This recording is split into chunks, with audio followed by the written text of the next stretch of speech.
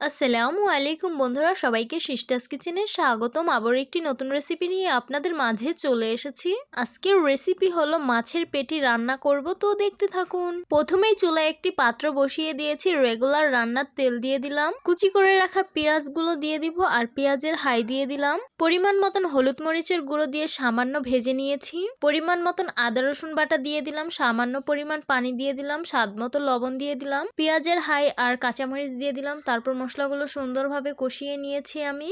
ধুয়ে পানি ঝরিয়ে রাখা মাছের পেটিগুলো দিয়ে দিলাম। তারপর সুন্দরভাবে নেড়ে কষিয়ে নিতে হবে। কয়েকটা আলু কেটে আমি দিয়ে দিয়েছি এখানে। আপনারা চাইলে এখানে বেগুন অ্যাড করতে পারেন, কারণ মাছের পেটিতে অনেক বেশি তেল, সেই জন্য এখানে বেগুনটা দিলে অনেক বেশি ভালো হয়। আমার কাছে বেগুন ছিল না, তাই আমি আলুটা অ্যাড করেছি। পেটিগুলো আমি সুন্দরভাবে কষিয়ে নিয়েছি। এখন পরিমাণ মতন ঝোলের পানি দিয়ে দিব, তারপর সুন্দরভাবে নেড়ে মিশিয়ে নিব আর বলক আসার অপেক্ষায় থাকবো।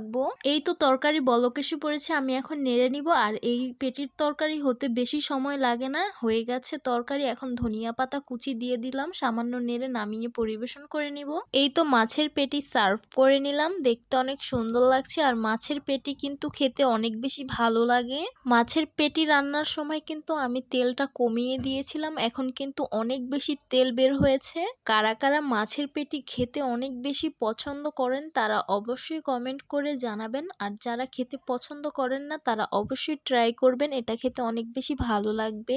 এই শীতের মৌসুমে কিন্তু মাছের পেটিটা খেতে অনেক বেশি ভালো লাগে আমার কাছে। তো আশা করছি আমার আজকের রেসিপি আপনাদের কাছে অনেক অনেক বেশি ভালো লাগবে। ভালো লেগে থাকলে আমার ইউটিউব চ্যানেলটি সাবস্ক্রাইব করবেন, আর যারা আমার ফেসবুক পেজ থেকে দেখছেন পেজটিকে ফলো করবেন। সবাই অনেক বেশি ভালো থাকবেন, সুস্থ থাকবেন আর সিস্টার্স কিচেনের সাথেই থাকবেন। আবারও কথা হবে কোনো নতুন ভিডিওতে। তাহলে আজকে এই পর্যন্তই। আল্লাহ হাফিজ।